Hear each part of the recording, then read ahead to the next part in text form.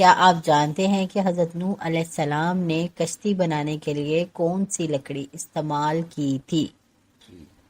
حضرت نوح علیہ السلام کی کشتی پر کتنے لوگ سوار تھے؟ حضرت نوح علیہ السلام کی کشتی کس پہاڑی پر جا کر ٹھہری؟ آپ علیہ السلام کی عمر کیا تھی؟ حضرت نوح علیہ السلام کا واقعہ دنیا میں کس جگہ پیش آیا تھا؟ بسم اللہ الرحمن الرحیم۔ السلام علیکم ناظرین، آج ہم آپ کو حضرت نوح علیہ السلام کے بارے میں بتائیں گے۔ حضرت نوح علیہ السلام زمین پر پہلے رسول ہیں۔ آپ سے پہلے کسی کو رسالت نہیں ملی۔ آپ کو 40 سال بعد نبوت عطا ہوئی۔ آپ کا نسب نامہ یہ ہے: نوح بن لامک بن متو شالح بن اخنوک بن یارو بن محلل بن کنان بن انوش بن شیس بن آدم علیہ السلام۔ قرآن کریم میں حضرت نوح علیہ السلام کا ذکر 43 جگہ آیا ہے، لیکن اس واقعے کی اہمیت، تفصیلات سورہ اعراف، ہود، مومنون، شعراء اور سورہ نوح میں آئی ہیں۔ حضرت نوح علیہ السلام سے پہلے تمام قوم اللہ تعالیٰ کی توحید سے ناآشنا ہو چکی تھی۔ اللہ کی عبادت کی جگہ اپنے ہاتھوں سے بنائے بتوں کی عبادت کرتے تھے۔ بتوں کو پوجنا ان میں رواج پا چکا تھا۔ حضرت نوح علیہ السلام کی نبوت صرف اپنی قوم کے لیے تھی، ساری دنیا کے لیے نہیں تھی۔ حضرت نوح علیہ السلام کی قوم عراق میں آباد تھی۔ آپ نے اپنی قوم کو جو دعوت دی تھی وہ یہ تھی: اے میری قوم، تم اللہ تعالیٰ کی عبادت کرو، اس کے سوا تمہارا کوئی معبود نہیں، مجھے تم پر ایک بڑے عذاب کا ڈر ہے۔ آپ کی اس دعوت کے مقابلے میں قوم کے سرداروں نے کہا: ہم تو یہ سمجھتے ہیں کہ آپ کھلی گمراہی میں پڑے ہیں، ہمارے باپ دادا کے دین سے ہمیں نکالنا چاہتے ہیں، اور قیامت میں دوبارہ زندہ ہونے اور جزا اور سزا کے خیالات سب وہم ہیں۔ حضرت نوح علیہ السلام کی قوم کا یہ جواب کس قدر سخت تھا۔ اس کے جواب میں حضرت نوح علیہ السلام غضبناک نہیں ہوئے، بلکہ سادہ الفاظ میں فرمایا: اے میری قوم، مجھ میں کوئی گمراہی نہیں ہے، بات یہ ہے کہ میں تمہارے باپ دادا کی رسومات کا پابند نہیں، بلکہ میں تو اللہ رب العالمین کی طرف سے رسول ہوں۔ جو کچھ کہتا ہوں اللہ رب العالمین کی ہدایات کے مطابق کہتا ہوں۔ اللہ تعالیٰ کا پیغام تم تک پہنچاتا ہوں، اس میں تمہارا ہی بھلا ہے، نہ اس میں اللہ تعالیٰ کا کوئی فائدہ ہے، نہ میری کوئی غرض۔ ان الفاظ میں آپ نے رب العالمین کا لفظ ارشاد فرمایا، یعنی تمام جہانوں کا پالنے والا۔ اس ایک لفظ نے تمام غلط عقیدوں کی نفی ہو رہی ہے۔ آپ نے اس کے بعد فرمایا: تمہیں جو قیامت کے آنے میں شکوک و شبہات ہیں، اس کی وجہ تمہاری بے خبری اور ناواقفیت ہے۔ مجھے اللہ تعالیٰ کی طرف سے اس کا یقینی علم دیا گیا ہے۔ نوح علیہ السلام کی قوم نے ایک شعبہ اور ظاہر کیا، وہ یہ کہ تم تو ہماری ہی کی طرح کے بشر ہو، ہماری طرح کھاتے پیتے اور سوتے جاگتے ہو۔ ہم کیسے مان لیں کہ تم اللہ تعالیٰ کے رسول ہو؟ اگر اللہ تعالیٰ نے کسی اور رسول کو بھیجنا ہوتا تو وہ کسی فرشتے کو بھیجتا۔ ہم جانتے ہیں فرشتوں کو بڑائی اور بزرگی حاصل ہے۔ تم تو ہماری قوم کے ہو، اور اصل بات تو یہ ہے کہ تم ہم پر اپنی بڑائی ثابت کرنا چاہتی ہو۔ قیامت میں دوبارہ زندہ ہونے اور جزا اور سزا کے خیالات سب فضول ہیں۔ اس بات کا جواب حضرت نوح علیہ السلام نے یہ دیا: کیا تمہیں اس بات پر تعجب ہے کہ تمہارے پاس تمہارے رب کا پیغام ایک ایسے شخص کے ذریعے آیا ہے جو تمہاری جنس کا ہے، تاکہ وہ تمہیں ڈرائے اور تم ڈر جاؤ، تاکہ تم پر رحم کیا جائے، یعنی اس کے ڈرانے سے تم خبردار ہو جاؤ اور اس کے نتیجے میں تم پر رحمت نازل ہو۔ کوئی تعجب کی بات نہیں کہ بشر کو رسول بنا کر بھیجا گیا ہے۔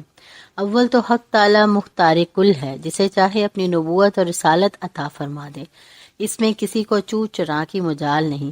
اس کے علاوہ اصل بات پر غور کرو تو اس بات واضح ہو جائے گی، انسانوں کی طرف نبوت اور رسالت کا مقصد بشر ہی کے ذریعے پورا ہو سکتا ہے، فرشتوں سے یہ کام نہیں لیا جا سکتا، کیونکہ اصل مقصد تو یہ ہے کہ اللہ تعالیٰ کی عبادت پر لوگوں کو لگا دیا جائے، لوگوں کو اس کے احکامات کی خلاف ورزی کرنے سے روک دیا جائے۔ ایسا جب ہی ہو سکتا ہے کہ ان کی جن سے ان کو کوئی عملی نمونہ دکھایا جائے۔ اگر فرشتے یہ دعوت لے کر آتے تو اپنی مثال لوگوں کے سامنے رکھتے۔ اس وقت لوگ ان سے کہتے کہ تم تو بشری تقاضوں سے پاک ہو، نہ تمہیں بھوک لگتی ہے، نہ پیاس، نہ نیند آتی ہے، اور نہ تم تھکتے ہو۔ تمہاری طرح بھلا ہم کس طرح بن جائیں؟ لیکن ان میں جب ان ہی کی جنس کا کوئی بشر سب کچھ عملی طور پر کر کے دکھائے تو یہ اعتراض ختم ہو جاتا ہے، وہ کوئی عذر بیان نہیں کر سکتے۔ اسی لیے اس بات کی طرف اشارہ کرتے ہوئے فرمایا، جس کے ڈرانے سے متاثر ہو کر لوگ ڈر جائیں، وہ وہی ہو سکتا ہے جو ان کا ہم جنس ہو اور انہی کی طرح انسانی خصوصیات کا مالک ہو۔ یہ باتیں کئی امتوں کے لیے کفار نے پیش کی کہ کوئی بشر نبی یا رسول کیسے ہو سکتا ہے۔ قرآن کریم نے ان سب کو یہی جواب دیا ہے۔ افسوس، قرآن کریم کی اس قدر وضاحتوں کے باوجود آج بھی کچھ لوگ حضرت صلی اللہ علیہ وآلہ وسلم کی بشریت کا انکار کرتے ہیں۔ آپ صلی اللہ علیہ وآلہ وسلم کو نور مانتے ہیں اور قرآن کریم کو جھٹلاتے ہیں۔ اس قدر واضح جواب کے باوجود حضرت نوح علیہ السلام کی قوم ٹس سے مس نہ ہوئی، ان کی نصیحت نے ان پر اثر نہ کیا۔ تب اللہ تعالیٰ نے فرمایا، نوح علیہ السلام کی قوم نے ان کی نصیحت اور خیر خواہی کی کوئی پرواہ نہ کی اور برابر آپ کو جھٹلاتے رہے۔ بس چند لوگ ہی آپ پر ایمان لائے۔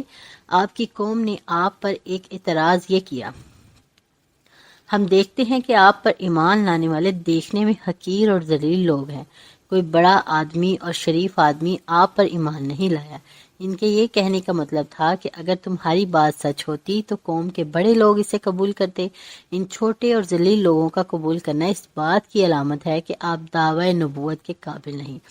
دوسرا پہلو یہ ہے کہ اگر ہم آپ پر ایمان لے آتے ہیں تو ہم بھی ان چھوٹے لوگوں کے برابر ہو جائیں گے، نمازوں کی صفوں میں اور دوسری مجلسوں میں ان کے ساتھ بیٹھنا پڑے گا۔ یہ ہم سے نہیں ہو سکے گا، اور ایسا سمجھنا ان کی جاہلیت تھی۔ حقیقت میں چھوٹے اور ذلیل تو وہ لوگ جو اپنے پیدا کرنے والے کو نہیں پہچان رہے تھے اور اس کے احکامات سے انکار کر رہے تھے۔ ان کے اعتراضات کے جوابات میں حضرت نوح علیہ السلام نے ان سے فرمایا، میں تم سے یہ نہیں کہتا کہ اللہ کے خزانے میرے ہاتھ میں ہیں۔ یہ کہنے کی وجہ یہ تھی کہ ان لوگوں کا ایک خیال یہ بھی تھا کہ جب یہ اللہ کی طرف سے رسول ہو کر آئے ہیں تو ان کے پاس اللہ تعالیٰ کے خزانے بھی ہوں گے جن سے یہ لوگوں کو مالا مال کریں گے۔ لیکن آپ نے انہیں صاف صاف بتا دیا کہ ایسی کوئی بات نہیں، ان کے پاس اللہ تعالیٰ کے خزانے نہیں ہیں، نہ وہ اس لیے آئے ہیں کہ لوگوں کو مال و دولت میں الجھائیں۔ خزانوں سے انہیں کیا کام؟ وہ یہ بھی خیال کرتے تھے کہ اللہ کے نبیوں اور رسولوں کو تو حکومتی اختیارات دیے جاتے ہیں، اللہ کے خزانے ان کے ہاتھوں میں ہوتے ہیں، وہ جسے چاہے جتنا چاہے دے دیتے ہیں۔ ان کے خیال کا جو جواب حضرت نوح علیہ السلام نے دیا، اس سے ثابت ہو گیا کہ اللہ تعالیٰ نے اپنے خزانوں کا اختیار کسی نبی کو نہیں دیا، اور اللہ تعالیٰ ان کی ضروریات اور خواہشات اپنی قدرت سے پوری فرماتے ہیں۔ اب جاہلوں کا یہ بھی خیال تھا کہ جو شخص اللہ کا نبی یا رسول ہو کر آئے اسے غیب کا علم بھی ہونا چاہیے۔ آپ نے اس سوال کے جواب میں فرمایا، میں غیب نہیں جانتا۔ آپ نے ان سے یہ بھی فرمایا، میں تم سے نہیں کہتا کہ میں فرشتہ ہوں۔ ان لوگوں کا خیال تھا کہ رسول کوئی فرشتہ ہونا چاہیے۔ آپ نے یہ فرما کر ان کے اس خیال کی بھی نفی کر دی۔ پھر ایک بات آپ نے ان سے یہ فرمائی، تم جن لوگوں کو حقیر اور ذلیل خیال کر رہے ہو ان کے بارے میں تمہاری طرح یہ نہیں کہتا کہ اللہ انہیں کوئی بلائی عطا نہیں کرے گا۔ خیر اور بلائی کا تعلق مال و دولت سے نہیں بلکہ اس کا تعلق انسان کے دل سے ہے، اور دلوں کا حال اللہ تعالیٰ ہی جانتا ہے۔ اللہ ہی جانتا ہے کہ کس کا دل اصلاح کے قابل ہے اور کس کا دل اصلاح کے قابل نہیں ہے۔ آپ نے ان سے یہ بھی فرمایا، تم لوگوں کی طرح اگر میں بھی انہیں حقیر اور ذلیل کہنے لگوں تو میں بھی ظالموں سے ہو جاؤں گا۔ آپ کی تعلیمات کی وجہ سے آپ کی قوم آپ کو گھیر لیتی اور مارنے پیٹنے لگتی۔ لوگ آپ کو اس قدر مارتے کہ آپ بے ہوش ہو جاتے، اور جب آپ بے ہوش ہو جاتے تو آپ کو ایک کمبل میں لپیٹ کر ایک مکان میں پھینک دیتے اور خیال کرتے کہ یہ مر گئے ہیں۔ آپ کو ہوش آتا تو آپ کھڑے ہوتے اور دوسرے دن پھر انہیں تبلیغ کرنے لگتے۔ ان کے لیے ان الفاظ میں دعا فرماتے، اے اللہ میری قوم کو معاف کر دے کیونکہ یہ نہیں جانتے۔ مسلسل تبلیغ کرنے کے بعد بھی جب ایک نسل ایمان نہ لاتی تو آپ امید کرتے کہ ان کی اولاد میں سے کوئی ایمان لے آئے گا۔ وہ نسل بھی گزر جاتی تو آپ ان سے اگلی قوم سے امید باندھ لیتے اور اپنا کام جاری رکھتے۔ ان نسلوں کی عمریں اتنی نہیں تھی جتنی حضرت نوح علیہ السلام کو معجزے کے طور پر عطا ہوئی تھی۔ اس طرح ان کی نسل در نسل گزرتی چلی گئی۔ ہر آنے والی نسل پچھلی نسل کی نسبت زیادہ شریر اور بدتر ثابت ہوتی گئی۔ مجبور ہو کر حضرت نوح علیہ السلام نے اللہ تعالیٰ کے حضور یوں دعا فرمائی: اے پروردگار، میں نے انہیں دن رات تیری طرف بلایا، ہر طریقہ اختیار کیا کہ یہ راہ راست پر آ جائے، کبھی انہیں عذاب سے ڈرایا، کبھی ان کے سامنے جنت کی نعمتیں بیان کی تاکہ یہ ایمان لے آئے، نیک عمل کرنے والے بن جائیں، دین اور دنیا کی بلائیاں انہیں حاصل ہو جائیں۔ کبھی میں نے آپ کی قدرت کی نشانیاں پیش کر کے انہیں سمجھایا، مگر انہوں نے ایک نہ سنی۔ دوسری طرف اے پروردگار، آپ نے مجھے یہ بھی بتا دیا کہ ان لوگوں میں جتنے لوگوں کو ایمان لانا تھا وہ لا چکے، اب ان میں سے کوئی ایمان نہیں لے کر آئے گا۔ تفاسیر میں لکھا ہے کہ یہ لوگ بتوں کو پوجتے تھے، خاص طور پر ان کے 5 بڑے بت تھے۔ ان کے نام ود، سوا، یاغوس، یوک اور نصر تھے۔ یہ 5 دراصل اللہ کے نیک بندے تھے۔ حضرت آدم علیہ السلام اور حضرت نوح علیہ السلام کے درمیانی زمانے میں گزرے تھے، نیکی کا حکم دیتے تھے۔ ان کی وفات کے کافی عرصے بعد بھی لوگ ان کے نقش قدم پر چلتے رہے اور اللہ تعالیٰ کے احکامات بجا لاتے رہے۔ پھر کچھ عرصہ بعد شیطان نے انہیں ورگلایا، یہ بات ان کے ذہن میں ڈالی کہ تم جن بزرگوں کی تعلیمات پر عمل کرتے ہو، اگر ان کی تصاویر بنا کر سامنے رکھو تو تمہاری عبادت بڑی مکمل ہو جائے گی اور اس طرح عبادت میں خوب اثر ہوگا۔ یہ لوگ شیطان کے اس جال میں آ گئے۔ انہوں نے پہلے ان کی تصاویر بنائی، پھر ان تصاویر کی جگہ مجسموں نے لے لی اور 5 بڑے بت بن گئے۔ ان کی باقاعدہ عبادت ہونے لگی۔ ان بتوں کو عبادت گاہ میں رکھ دیا۔ دنیا میں سب سے پہلی قوم حضرت نوح علیہ السلام کی تھی جنہوں نے بت پرستی کی ابتدا کی۔ یہ لوگ فوت ہو گئے تو شیطان نے اگلی نسل کو یہ پٹی پڑھا دی: تمہارے بزرگوں کے معبود اور خدا یہی بت تھے، وہ انہی کی عبادت کیا کرتے تھے، لہٰذا تم بھی انہی کی عبادت کیا کرو۔ اس طرح حضرت نوح علیہ السلام کی قوم میں بت پرستی شروع ہو گئی۔ حضرت نوح علیہ السلام نے جب یہ بات جان لی کہ اب ان میں سے کوئی ایمان نہیں لائے گا تو اللہ تعالیٰ سے ان کے بارے میں عرض کیا: اے پروردگار، ان لوگوں نے مجھے جھٹلایا ہے، ان کے جھٹلانے میں آپ میری مدد کریں۔ اب چونکہ آپ کی قوم ظلم میں حد سے آگے گزر چکی تھی، اس لیے اللہ تعالیٰ نے حضرت نوح علیہ السلام کو یوں خطاب فرمایا: اے نوح، آپ کی قوم میں سے جنہیں ایمان لانا تھا وہ لا چکے، اب کوئی اور شخص ایمان نہیں لائے گا۔ اپنی ہٹ درمی کی وجہ سے ان کے دلوں پر مہر لگ چکی ہے، اس لیے اب آپ اس قوم کا غم نہ کھائیں اور ان کے ایمان نہ لانے پر سے پریشان نہ ہوں۔ اب ہم اس قوم پر پانی کا عذاب بیچنے والے ہیں، اس لیے آپ ایک کشتی تیار کریں، اس کشتی میں آپ اپنے اہل و عیال کو بٹھائیں اور جتنے لوگ آپ پر ایمان لا چکے ہیں انہیں بھی سوار کر لیں، ان کے ضروریات کا سامان بھی ساتھ لے لیں تاکہ طوفان کے وقت سب اس میں سوار ہو کر نجات پا سکیں۔ حضرت نوح علیہ السلام نے اللہ کے حکم سے ایک کشتی بنائی۔ پھر جب طوفان کی علامات شروع ہو گئیں، یعنی زمین سے پانی ابلنے لگا، تو اللہ پاک نے آپ کو حکم دیا: آپ اپنے اہل و عیال کو کشتی میں سوار کر لیں اور ان لوگوں کو بھی جو آپ پر ایمان لائے، اور جو جانور انسانوں کی ضروریات ہیں ان کا ایک ایک جوڑا بھی کشتی میں سوار کر لیں۔ حضرت نوح علیہ السلام نے اللہ کے حکم سے ان سب کو کشتی میں بٹھا لیا۔ کشتی میں سوار ہونے والوں کی تعداد بہت ہی کم تھی، گویا 950 سال کی مسلسل تبلیغ کے بعد صرف چند لوگ ہی ایمان لائے تھے۔ وحی کے ذریعے پہلے ہی حضرت نوح علیہ السلام کو بتا دیا گیا تھا کہ جتنے لوگ ایمان لا چکے ہیں ان کے علاوہ ان میں کوئی ایمان لانے والا نہیں بچا۔ اللہ تعالیٰ نے آپ سے فرمایا: جو لوگ آپ پر ایمان نہیں لاتے ان کی وجہ سے آپ پریشان نہ ہوں، ان کو پانی کے طوفان میں غرق کر دیا جائے گا۔ اور ایسا حضرت نوح علیہ السلام کی دعا کی وجہ سے ہوا تھا جو آپ نے مانگی تھی۔ اس دعا کے الفاظ یہ تھے: اے میرے پروردگار، آپ ان کافروں میں سے کوئی زمین پر بسنے والے نہ چھوڑ، کیونکہ اگر یہ ایسے ہی رہیں تو ان کی آئندہ نسلیں بھی یوں ہی سرکش اور فاجر ہو جائیں گی۔ اللہ تعالیٰ نے آپ کی دعا قبول فرمائی۔ جب آپ کو کشتی بنانے کا حکم ملا اس وقت آپ کشتی بنانا جانتے ہی نہیں تھے، اس لیے اللہ تعالیٰ نے حکم فرمایا آپ کشتی ہماری نگرانی میں اور ہماری وحی کے مطابق بنائیں۔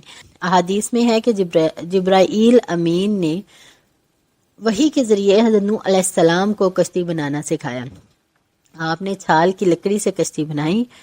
تاریخ کی کتابوں میں ذکر ملتا ہے کہ اس کشتی کی لمبائی 300 گز، چوڑائی 50 گز اور اونچائی 30 گز تھی۔ یہ 3 منزلہ تھی۔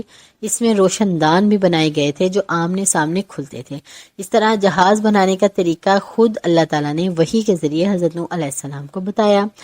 طب نبوی میں ذکر ملتا ہے کہ انسان کے لیے جتنی صنعتوں کی ضرورت ہے ان سب کی ابتدا بذریعہ وحی کسی نہ کسی پیغمبر کے ذریعے عمل میں آئی۔ پھر زمانے کے ساتھ ساتھ ان ایجادات میں تبدیلیاں کی جاتی رہیں اور ترقی یافتہ شکل دی جاتی رہی۔ یہ سلسلہ بھی حضرت آدم علیہ السلام سے شروع ہوا۔ آپ کو زمین کی آبادکاری کے متعلق بتایا گیا۔ پیسے کی ایجاد بھی حضرت آدم علیہ السلام کے ہاتھوں ہوئی۔ اللہ تعالیٰ نے کشتی سازی کی تعلیم دینے کے ساتھ ساتھ یہ بھی فرمایا آپ کی قوم پر پانی کا عذاب آئے گا، آپ کی قوم پر پانی کا طوفان آئے گا، آپ اپنی شفقت کی وجہ سے ان کی سفارش نہ کیجیے گا۔ حضرت نوح علیہ السلام اللہ کے حکم سے کشتی بناتے گئے۔ ان کی قوم کے سردار جب انہیں یہ کام کرتے ہوئے دیکھتے تو پوچھتے یہ تم کیا کر رہے ہو؟ آپ جواب میں فرماتے طوفان آنے والا ہے اس لیے کشتی تیار کر رہا ہوں۔ ان کی قوم ان کا مذاق اڑاتی اور کہتی یہاں پینے کے لیے پانی نہیں ملتا، کیا آپ خشکی میں یہ کشتی چلائیں گے؟ اس پر حضرت نوح علیہ السلام ان سے فرماتے آج تم لوگ میرا مذاق اڑاتے ہو، ایک دن ایسا آئے گا جب خود تمہارا مذاق اڑے گا۔ پھر جب کشتی تیار ہو گئی تو حضرت نوح علیہ السلام نے ایمان لانے والوں کو اس میں سوار کر لیا تو اللہ تعالیٰ نے فرمایا جب ہمارا حکم آیا تو تنور سے پانی ابلنے لگا۔ بعض تفاسیر کے مطابق یہاں تنور سے مراد زمین کی سطح ہے۔ کہا جاتا ہے کہ پانی ابلنے کا مقام عین الوردہ تھا، یہ جگہ ملک شام میں تھی۔ بعض روایات میں آیا ہے کہ پانی ابلنے کا مقام کوفہ تھا۔ حضرت شامی رحمۃ اللہ علیہ فرماتے ہیں میں قسم کھا کر کہتا ہوں کہ یہ تنور کوفہ شہر کے ایک کونے میں تھا اور حضرت نوح علیہ السلام نے اپنی کشتی کوفہ کی مسجد کے اندر بنائی تھی۔ اسی مسجد کے دروازے پر تنور تھا۔ حضرت ابن عباس رضی اللہ عنہ فرماتے ہیں اللہ تعالیٰ نے حضرت نوح علیہ السلام سے فرمایا تھا کہ جب آپ دیکھیں کہ آپ کے گھر کے تنور سے پانی ابلنے لگا ہے تو آپ سمجھ لیں طوفان آ گیا ہے۔ امام قرطبی فرماتے ہیں جب طوفان ابلنے لگا تو روٹی پکانے کے تنور سے بھی پانی نکلا، سطح زمین سے بھی ابلا، ملک شام میں عین الوردہ کے تنور سے بھی نکلا۔ اللہ تعالیٰ نے فرمایا ہم نے آسمانوں کے دروازے موسلا دار بارش کے لیے کھول دیے اور زمین سے چشمے ہی چشمے پھوٹ پڑے۔ یہاں یہ بھی بات غور کے قابل ہے کہ اللہ پاک نے کشتی میں صرف ان جانوروں کو سوار کرنے کا حکم دیا جو پانی میں زندہ نہیں رہ سکتے تھے۔ پانی میں زندہ رہ سکنے والے جانوروں کو سوار کرنے کا حکم نہیں دیا گیا، مطلب یہ کہ کشتی میں دنیا بھر کے جانور سوار نہیں کیے گئے تھے۔ کشتی میں کل کتنے لوگ تھے ان کی تعداد نہ قرآن پاک میں آئی ہے نہ احادیث میں، البتہ حضرت ابن عباس رضی اللہ عنہ فرماتے ہیں ان کی تعداد 80 تھی۔ ان میں حضرت نوح علیہ السلام کے 3 بیٹے سام، حام اور یاوس تھے اور ان کی 3 بیویاں سوار تھیں۔ چوتھا بیٹا چونکہ آپ پر ایمان نہیں لایا تھا اس لیے کشتی میں سوار نہیں ہوا تھا۔ جب کشتی پانی کی سطح پر بلند ہونے لگی تو حضرت نوح علیہ السلام نے اسے پکارا اے میرے پیارے بیٹے ایمان لے آ اور کشتی میں سوار ہو جا۔ اس پر اس نے کہا میں ابھی کسی پہاڑ کی پناہ لے لوں گا، اس طرح میں غرق ہونے سے بچ جاؤں گا۔ اس وقت اصل طوفان کی ابتدا تھی، پانی ابھی اتنا اونچا نہیں ہوا تھا۔ اس کے جواب میں حضرت نوح علیہ السلام نے فرمایا آج کے دن اللہ کے قہر سے کوئی بچانے والا نہیں، یعنی نہ پہاڑی بچا سکے گی نہ کوئی اور چیز، اللہ ہی رحم کرے تو اسے بچا لے۔ اب چونکہ حضرت نوح علیہ السلام باپ تھے، باپ کی طبیعت نے جوش مارا اور بیٹے کو طوفان میں گرتے دیکھ کر پکار اٹھے اے پروردگار آپ نے مجھ سے وعدہ فرمایا ہے کہ میرے خاندان کو طوفان سے بچا لیں گے، بے شک آپ کا وعدہ سچا ہے۔ صورتحال یہ ہے کہ میرا بیٹا جو میرے گھر والوں میں شامل ہے طوفان کی نظر ہو رہا ہے اور آپ تو حکم الحاکمین ہیں، ہر چیز آپ کی قدرت میں ہے، آپ اب بھی اسے طوفان سے بچا سکتے ہیں۔ اللہ رب العزت کی طرف سے فوراً حضرت نوح علیہ السلام کو تنبیہ کی گئی اے نوح یہ آپ کے اہل و عیال میں داخل نہیں، اس کے اعمال اچھے نہیں، اس لیے آپ کو چاہیے کہ اس کے بارے میں بغیر حقیقت کے جانے مجھ سے کوئی سوال نہ کریں۔ ہم آپ کو نصیحت کرتے ہیں کہ نادانوں میں داخل نہ ہو جائیں۔ اللہ تعالیٰ کے اشارے سے معلوم ہوا کو حضرت نوح علیہ السلام کو اپنے بیٹے کے کفر کے بارے میں معلوم نہیں تھا، اس کے منافق پن کی وجہ سے آپ اسے مسلمان ہی جانتے تھے، اس لیے اسے اپنا اہل قرار دے کر اس کے حق میں دعا کر بیٹھے۔ اگر انہیں حقیقت معلوم ہوتی تو کبھی اس کے حق میں دعا نہ کرتے، اس لیے کہ آپ کو پہلے ہی صاف طور پر یہ حکم دیا گیا تھا کہ جب طوفان آ جائے تو ان کافروں کے بارے میں کوئی سفارش نہ کیجیے گا۔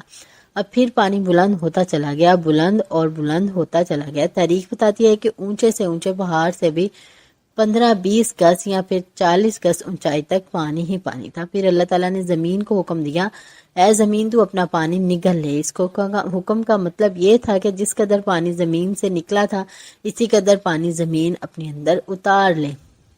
آسمان کو حکم ہوا، اب پانی برسانا بند کر دو۔ اس طرح زمین سے نکلا ہوا پانی زمین میں چلا گیا، آسمان سے پانی برسنا بند ہو گیا۔ آسمان سے جو پانی برسا تھا اسے قدرت نے دریاؤں اور ندیوں کی شکل دے دی تاکہ انسان ان سے فائدہ اٹھائے۔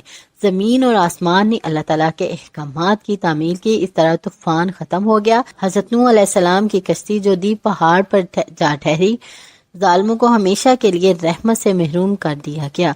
جودی پہاڑ اب بھی اپنی اصل شکل میں موجود ہے۔ یہ پہاڑ حضرت نوح علیہ السلام کے اصل وطن عراق میں موصل کے شمال میں جزیرہ ابن کے قریب آرمینیا کی سرحد پر ہے۔ یہ ایک کوستانی سلسلہ ہے، اس کے ایک حصے کا نام جودی ہے، اسی کے ایک حصے کو کوہ ارارات کہا جاتا ہے۔ موجودہ تورات میں کشتی کے ٹھہرنے کی جگہ کوہ ارارات لکھا گیا ہے۔ ان دونوں روایات میں کوئی فرق نہیں۔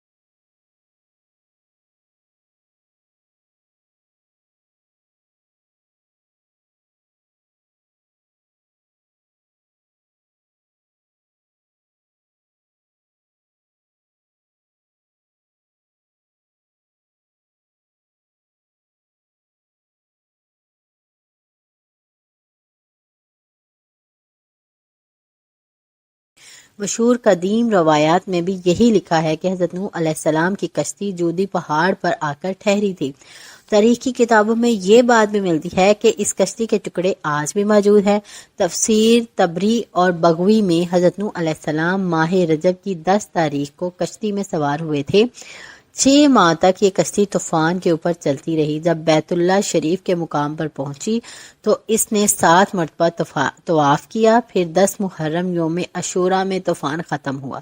کشتی جودی پہاڑ پر ٹھہری۔ حضرت نوح علیہ السلام نے اس روز شکرانے کے طور پر روزہ رکھا اور کشتی میں جتنے آدمی آپ کے ساتھ تھے ان سب کو روزہ رکھنے کا حکم دیا۔ بعض روایات میں ہے کہ کشتی میں سوار سب جانوروں نے بھی اس دن روزہ رکھا۔